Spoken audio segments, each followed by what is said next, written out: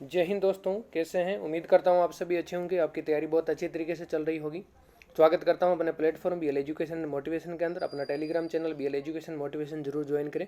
हम ये सीरीज कर रहे थे जिसके अंदर राजस्थान की CET 2022, चाहे वो 12th लेवल हो चाहे ग्रेजुएशन लेवल हो, इसके अलावा आने वाली राजस्थान पुलिस की भर्ती, इसके अलावा LDC, पटवार, ग्राम सेवक और इसके अलावा रीट, ये सभी भर्तियों के अंदर समान रूप से उपयोगी सेशन है। तो इसके अंदर हम मिक्सअप क्वेश्चन ले रहे हैं जो साइंस के, इसके अलावा राजस्थान की history, political science, economy, geography, ये सारे के सारे और करंट के ये सारे के सारे क्वेश्चन हैं वो हम इसके अंदर मिक्सअप ले रहे हैं। तो आप यहाँ से अपनी तैयारी जिन्होंने शुरुआत की है वो यहाँ से अपनी प्रिपरेशन को अच्छी तरह से आगे ले जा सकते हैं, और जिन्होंने पहले से ये कोर्स कंप्लीट कर रखा है तो उनके लिए रिवीजन और एनालिसिस के लिए काफ़ी महत्वपूर्ण है। तो बने रहिए हमारी इस क्लास के साथ में। शुरू करते हैं हम आज की हमारी इस पहली क्लास का पहला क्वेश्चन। एक कूलाम आवेश में कितने इलेक्ट्रॉन होते हैं। तो आप लोग जानते हैं अच्छी तरह से इलेक्ट्रॉन का आवेश कितना होता है, 1.6 इंटू 10 की पावर 19 कूलाम। 19 कूलाम ये एक इलेक्ट्रॉन का आवेश होता है। और धारा का मान क्या होता है, I बराबर कूलाम अपॉन टी, यानी कि आवेश अपॉन टी। तो इसके अंदर हमें, अगर हम इसके अंदर भाग देंगे I बराबर, I का मान हमें निकालने के लिए अगर हम इलेक्ट्रॉनों की संख्या हमें पता होनी चाहिए। एक इसके अंदर पूछा है कितने इलेक्ट्रॉन, यानी कि इलेक्ट्रॉनों की संख्या हमें यहाँ पर ज्ञात करना है। तो हमारा जो आवेश है वो कितना होगा, 1/1.6 इंटू 10 की पावर 19। तो इक्वल के अंदर आएगा 6.25 इंटू 10 की पावर 18। क्योंकि ये ऊपर जाएगा तो यहाँ पर ये घात है, ये क्या है, माइनस में, और ऊपर जाके ये घात किसके अंदर हो जाएगी, प्लस के अंदर हो जाएगी। और 1 के अंदर ये अगर भाग देंगे तो हमारा राइट आंसर क्या हो जाएगा, ऑप्शन नंबर ए, 6.25 इंटू 10 की पावर 18। नेक्स्ट क्वेश्चन है हमारा क्वेश्चन नंबर 2। क्वेश्चन नंबर 2 है उत्क्रमणीय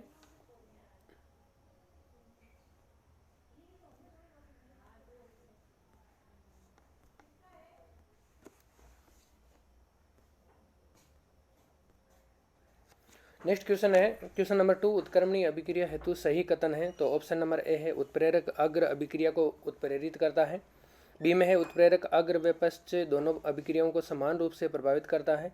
सी है उत्प्रेरक केवल पश्च अभिक्रिया को उत्प्रेरित करता है और उत्प्रेरक अग्र अभिक्रिया की दर बढ़ाता है तथा पश्च अभिक्रिया की दर को कम करता है।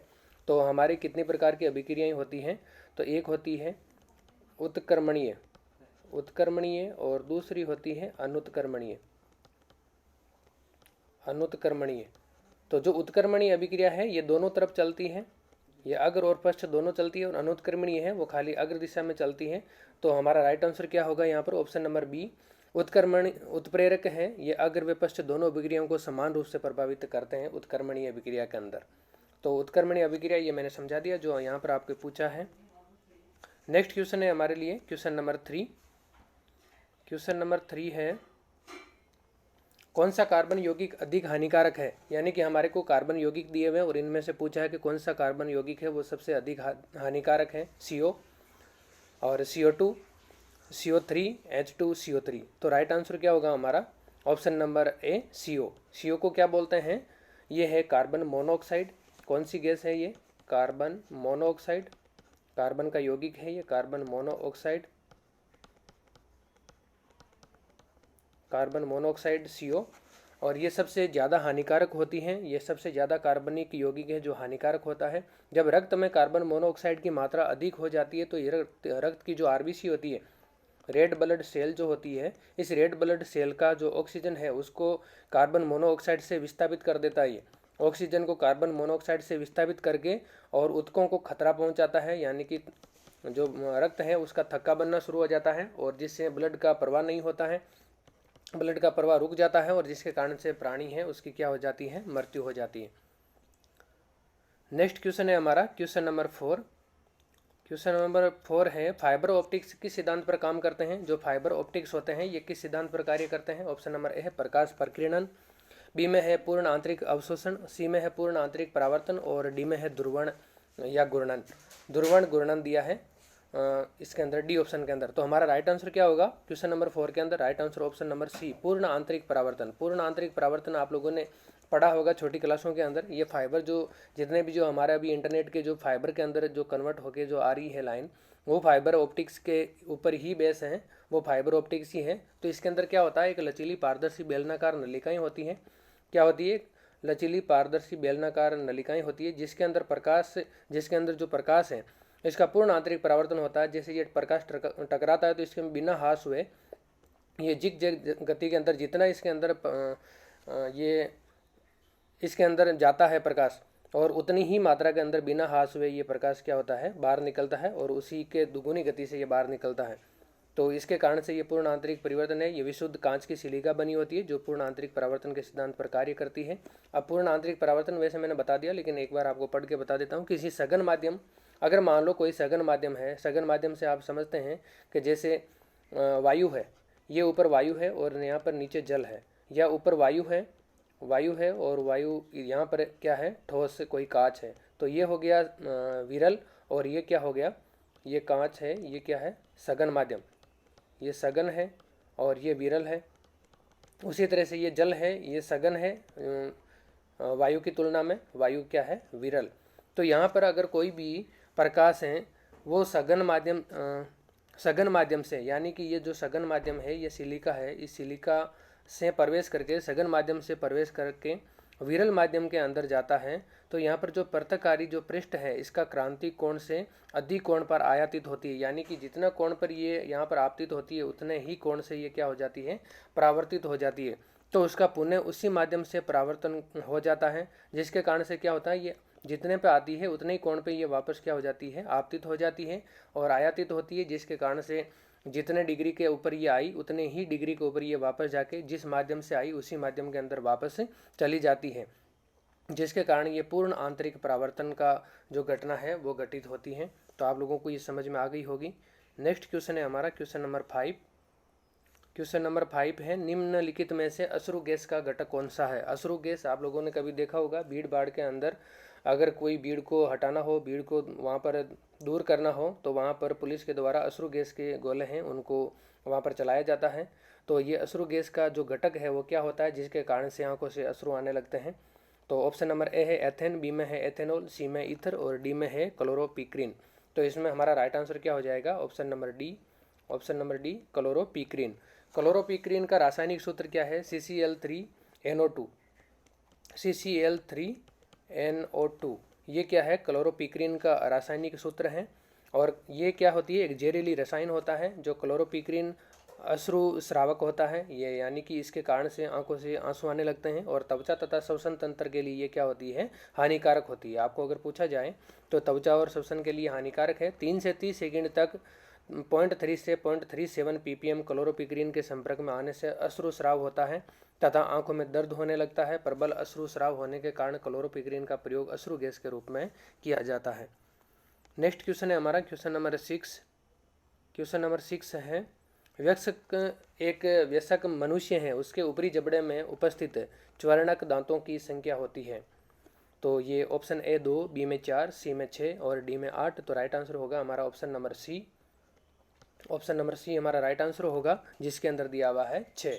यानी कि जो ऊपरी जबड़ा है उसके अंदर च्वर्णक जो दांत है, चबाने वाले जो दांत हैं, इनकी संख्या कितनी होती है? 6। मनुष्य में विभिन्न प्रकार के दांत पाए जाते हैं, इन्हें हेट्रोडोंट कहते हैं। ये 4 प्रकार के होते हैं, कृतनक, दूसरा रत्नक और तीसरा है अग्र चवर्णक और च्वर्णक। जो कृतनक है वो काटने वाले दांत होते हैं, इनकी संख्या 8 होती है, 4 होते हैं। रत्नक है वो चीरने फाड़ने वाले दांत होते हैं, इनकी संख्या 4 होती है। अग्र चवर्णक चबाने वाले दांत होते हैं, इनकी संख्या 8 होती है। और च्वर्णक दांत हैं ये भी चबाने वाले दांत होते हैं, इनकी संख्या 12 होती है, 6 दोनों तरफ। तो ऊपरी मनुष्य के ऊपरी जबड़े में च्वर्णक दांतों की संख्या कितनी होगी? 6 होगी। अतः विकल्प सी हमारा राइट आंसर यहाँ पर हो जाएगा। और वैसे अगर टोटल पूछी जाए तो 12 होती है। नेक्स्ट क्वेश्चन है हमारा क्वेश्चन नंबर 7। ट्रिपेनोसोमियासिस रोग की वाहक है। ऑप्शन ए है लाओस, बी में है सैंड मक्खी, सी में है ट्रेसेत्सी मक्खी और डी में है फायरफ्लाई। तो राइट आंसर होगा हमारा इसके अंदर ऑप्शन नंबर सी, ट्रेसेत्सी मक्खी। ये ट्रिपनोमोसियासिस या निद्रालु रोग एक रोगवाहक जनित परजीवी बीमारी है। इसको क्या बोलते हैं? निद्रालु रोग भी बोला जाता है। ये जीनस ट्रिपेनोसोमा से संबंधित प्रोटोजोआ के परजीवी संक्रमण के कारण फैलती है। किसके संक्रमण के कारण से फैलती है? जीनस ट्रिपेनोसोमा से संबंधित एक प्रोटोजोआ होता है जो परजीवी है, इसके संक्रमण के कारण से ये बीमारी फैलती है। ये मनुष्य के ट्रिसेनपी मक्खी या ग्लोसिना जीनस के काटने से फैलता है। किसके कारण से फैलता है? ट्रिसेनपी मक्खी या ग्लोसिना जीनस के काटने से। तो राइट आंसर हो जाएगा हमारा option number C. Next question है हमारा क्वेश्चन नंबर 8। नेक्स्ट क्वेश्चन है क्वेश्चन नंबर 8। दीर्घ दृष्टि वाले व्यक्ति के लिए निकट बिंदु होता है। जो दीर्घ दृष्टि वाले जो व्यक्ति हैं उनके लिए निकट बिंदु क्या होता है? ऑप्शन नंबर ए 25 सेमी से अधिक, बी में है 50 सेमी से अधिक, सी में है 25 सेमी से कम और डी में होता है अनंत। तो राइट आंसर हो जाएगा हमारा ऑप्शन नंबर सी। दीर्घ दृष्टि का मतलब आप समझते हैं, निकट दृष्टि और दूर दृष्टि। तो नेत्र के सामने की वे निकटतम दूरी जहां पर रखी वस्तु नेत्र को स्पष्ट दिखाई देती है, नेत्र की स्पष्ट दृष्टि की न्यूनतम दूरी कहलाती है, जिसको क्या बोलते हैं? डायोप्टर बोलते हैं। डायोप्टर क्या होता है? लेंस की क्षमता का मात्रक है और इसके अंदर जो हमारा लेंस की जो फोकस दूरी है उस फोकस दूरी को क्या बोला जाता है? जो निकटतम दूरी पर रखी हुई वस्तु है जो हमें स्पष्ट दिखाई देती है और उनके बीच के अंदर जो दूरी होती है वस्तु और आंख के लेंस के बीच में, उसको फोकस दूरी कहा जाता है। सामान्य आंख के लिए कितनी होती है? 25 सेमी। कितनी होती है? सामान्य आंख के लिए 25 सेमी होती है। इसे आंख का निकट बिंदु कहा जाता है। क्या कहलाता है? निकट बिंदु। दूरदृष्टि या दीर्घ दृष्टि वाले व्यक्ति के लिए निकट बिंदु 25 सेमी से अधिक होता है, यानी कि उसका जो प्रतिबिंब है वो ये जो सामान्य दूरी है 25 सेमी से आगे बनता है, जिसके कारण से उसको क्या होता है? निकट की वस्तुएं तो जो दूर की वस्तुएं हैं वो तो दिखाई देती है, लेकिन जो निकट की वस्तुएं हैं वो दिखाई नहीं देती है। तो ये हमारा राइट आंसर हो जाएगा। नेक्स्ट क्वेश्चन है क्वेश्चन नंबर 9। निम्नलिखित में से कौन सा एक ओजोन परत की क्षीणता के लिए उत्तरदायी है? ओजोन परत का ह्रास किसके कारण से होता है? इनमें से जो हमें दिया हुआ ऑप्शन है इसमें से बताना है। ऑप्शन नंबर ए है परशीतकों में प्रयुक्त होने वाला CFC12, बी में है विलायक के रूप में प्रयुक्त मेथिल क्लोरोफॉर्म और अग्निशमन में प्रयुक्त हेलोन 1211 नाइट्रस ऑक्साइड। तो राइट आंसर होगा हमारा ऑप्शन नंबर बी, विलायक के रूप में प्रयुक्त मेथिल क्लोरोफॉर्म। जो क्लोरोफॉर्म है ये सबसे ज़्यादा ओजोन परत की क्षीणता के लिए उत्तरदायी नहीं है, और बाकी जो CFC है ये है अग्निशमन में प्रयुक्त होने वाले जो हेलोन 1211 है ये भी है, और नाइट्रस ऑक्साइड ये भी है, और CO2 भी है, और CO कार्बन मोनोऑक्साइड भी है, CO2 भी। ये सारी की सारी जो गैस हैं ओजोन परत की क्षीणता के लिए उत्तरदायी है, लेकिन ये जो प्रयुक्त मेथिल क्लोरोफॉर्म है विलायक के रूप में जो प्रयुक्त होता है ये इसके अंदर नहीं आता है। तो इसकी व्याख्या, वायुमंडल में विद्यमान ओजोन परत सूर्य से आने वाली हानिकारक पराबैंगनी किरणों को रोकता है, जिसके कारण से पृथ्वी की जीवन की सुरक्षा होती है, जिसके कारण से विभिन्न प्रकार के कैंसर और स्किन की डिजीज है उससे बचाव होता है। CFC, halogens, nitrous oxide, trichloroethylene, halon 1211, 1301 ये सारी की सारी जो है कार्बन, ये जो जितनी भी जो गैसें हैं ये जो हमारा ओजोन परत है इसके लिए उत्तरदायी है, उसको ह्रास पहुंचाने के लिए। नेक्स्ट क्वेश्चन है हमारा क्वेश्चन नंबर 10। निम्नलिखित में से एक ऑक्सीकारक है KMnO4, SO2, H2S, इनमें से कोई नहीं। तो राइट आंसर होगा हमारा option number A, KMnO4। KMnO4 क्या होता है? Potassium permanganate. इसको क्या बोला जाता है? Potassium permanganate. पोटेशियम परमैंगनेट, जिसको लाल दवा भी कहा जाता है, जिसको क्या कहते हैं? लाल दवा भी कहते हैं। जो ज़्यादातर हम इसको पानी को शुद्ध करने के लिए इसको काम में लिया जाता है। तो ये एक ऑक्सीकारक वे रासायनिक अभिक्रिया होती है जिसमें पदार्थ ऑक्सीजन का ऋण विद्युतीय तत्व से संयोजित करता है या हाइड्रोजन या धन विद्युतीय तत्व को त्याग करता है। यानी कि ये क्या करता है? एक जो धन विद्युतीय तत्व होता है, जो प्लस का एक तत्व होता है उसको तो क्या करता है? त्याग करता है, और माइनस के जो तत्व है उसको क्या करता है? अपनी तरफ आकर्षित करता है, जिसके कारण से जितनी भी जो अशुद्धियाँ हैं वो इसके माइनस नोड के ऊपर है वो चिपक जाती है, जिसके कारण से ये एक शुद्ध का कार्य भी करता है और ऑक्सीकारक का कार्य भी करता है। तो राइट आंसर हो जाएगा हमारा option number KMnO4, option number A. Next question है हमारा क्वेश्चन नंबर 11। 5 वोल्ट की एक बैटरी है। बैटरी से यदि किसी चालक में 2 एम्पीयर की धारा प्रवाहित होती है तो चालक का प्रतिरोध क्या होता है? अगर आपने देखा होगा आई बराबर वी आर। आई बराबर क्या होता है, आई बराबर वी आर नहीं होगा,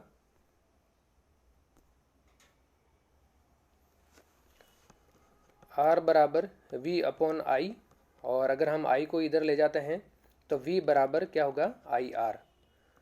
वोल्ट बराबर प्रतिरोध इंटू धारा।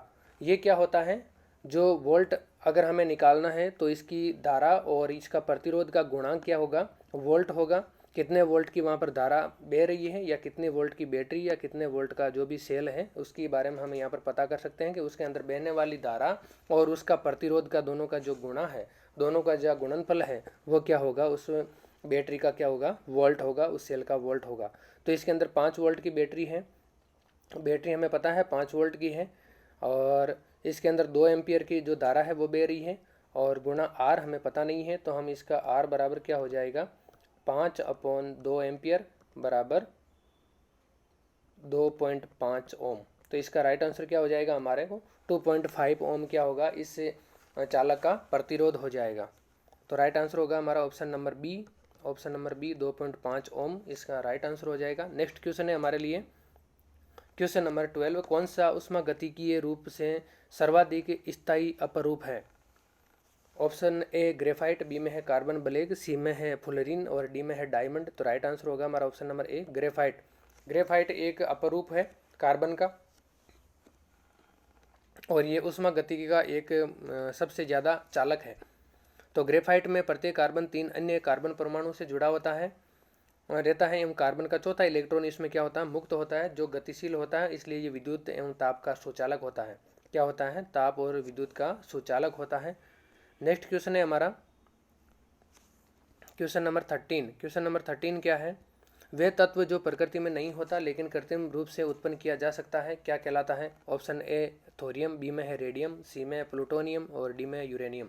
तो राइट आंसर होगा हमारा option number B radium. Radium है ये पृथ्वी के अंदर कृत्रिम रूप से इसको निर्मित किया जाता है, प्रकृति के अंदर ये नहीं मिलता है। रेडियम प्रकृति में उपलब्ध नहीं होता, ये कृत्रिम रूप से यूरेनाइट से पियरे क्यूरी एवं मेरी क्यूरी के द्वारा प्राप्त किया जाता है। तो राइट आंसर हमारा option number B radium. Next question है हमारा क्वेश्चन नंबर 14, विटामिन का कौन सा समूह जल में घुलनशील है। ऑप्शन ए और डी, बी में है डी और ई, सी में ए और के और डी में है सी और बी। तो राइट आंसर होगा हमारा क्वेश्चन नंबर 14 का ऑप्शन नंबर डी, जिसके अंदर क्या है, सी और बी। जो विटामिन सी और विटामिन बी है ये जल के अंदर क्या होते हैं, घुलनशील होते हैं। विटामिन सी व बी जल में घुलनशील है। विटामिन सी सभी विटामिनों में अस्थिर है एवं ये ताज़ा फलों के अंदर पाया जाता है। विटामिन सी है वो ताज़ा फलों के अंदर मिलता है, जिसके अंदर ज़्यादातर जो खटाई वाले जो फल हैं उनके अंदर विटामिन सी मिलता है।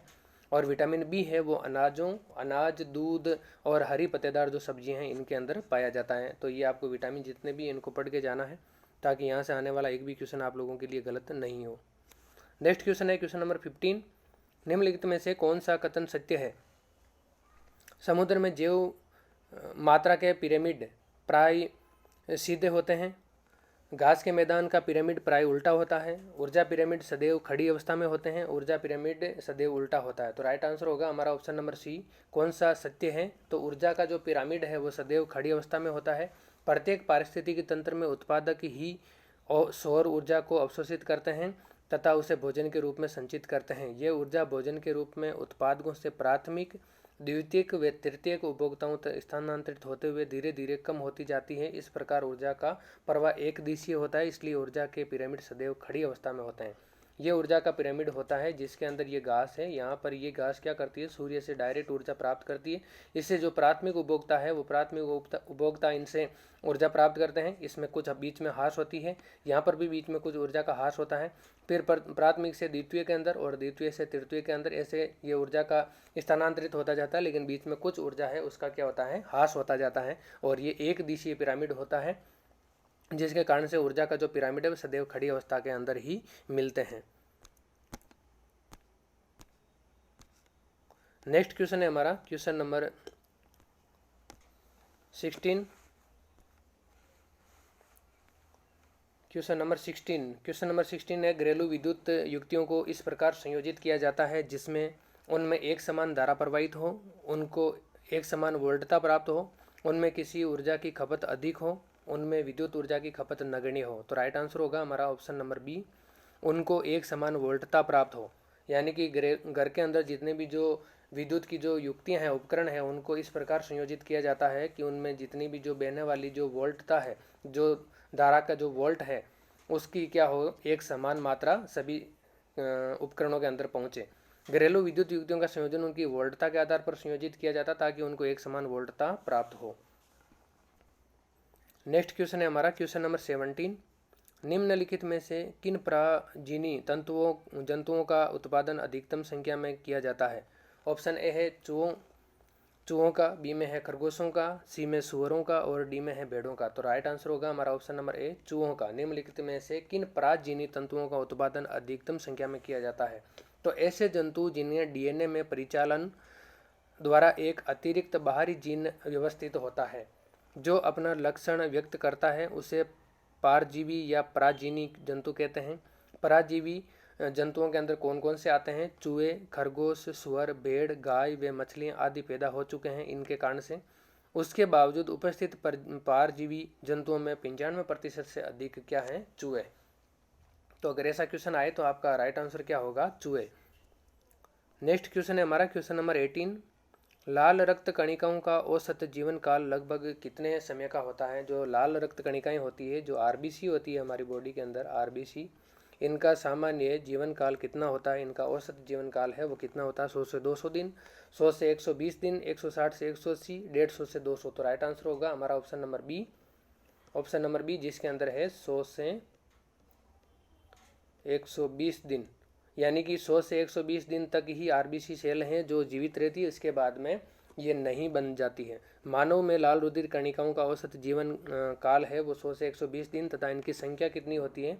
54 लाख घन मिलीमीटर।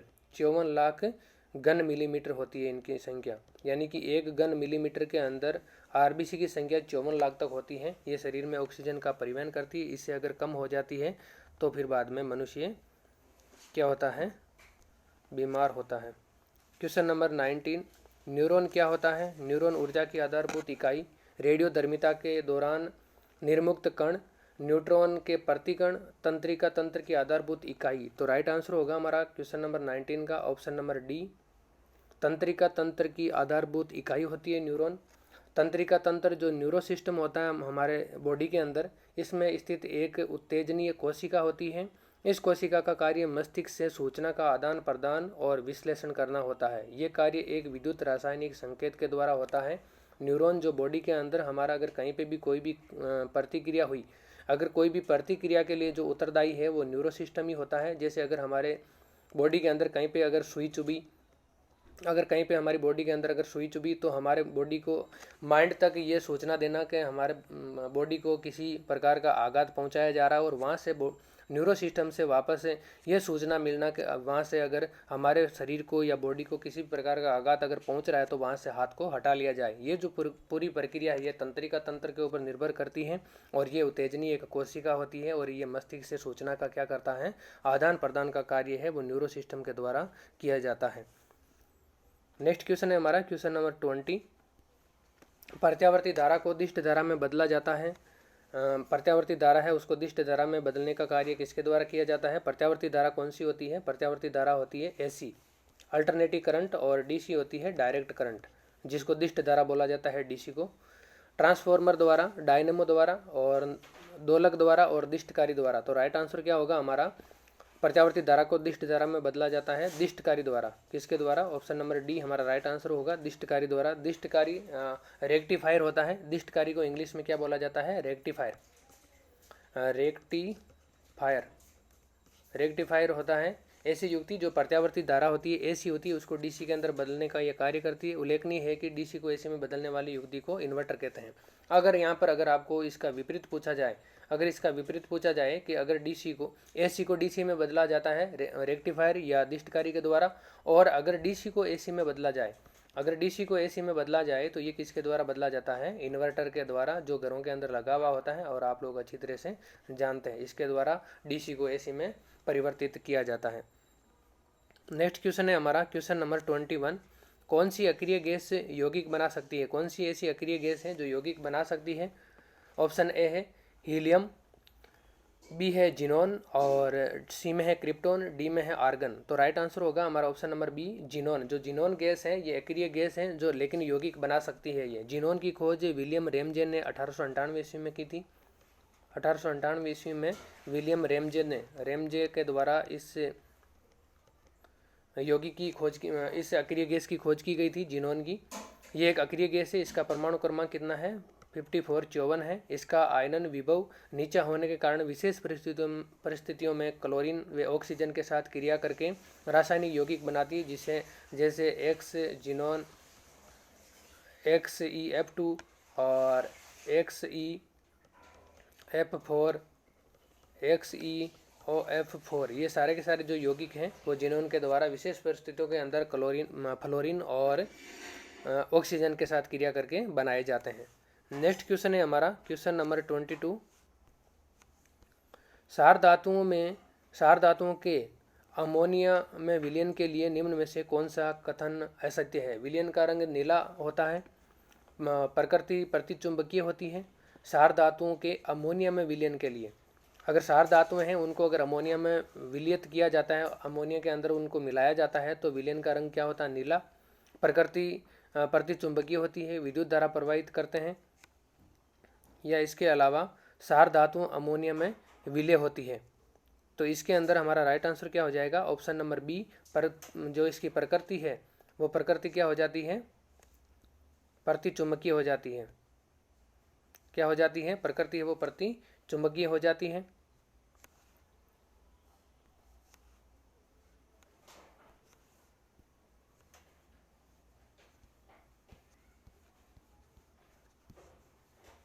जो प्रकृति है इसकी क्या हो जाती है? प्रतिचुंबकीय हो जाती है।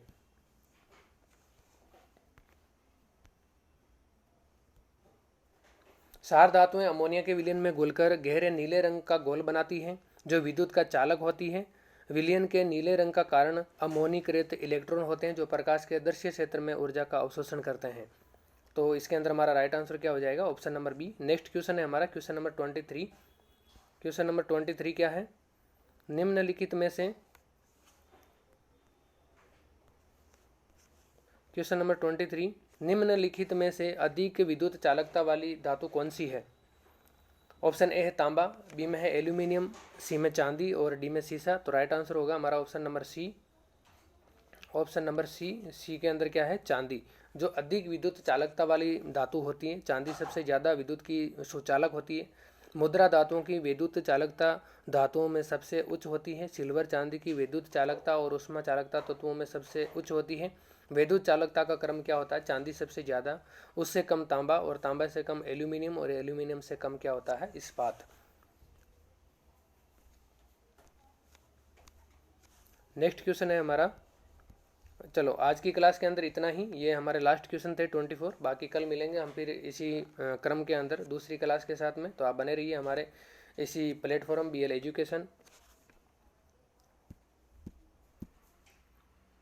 BL एजुकेशन एंड मोटिवेशन के साथ में। जय हिंद, जय भारत।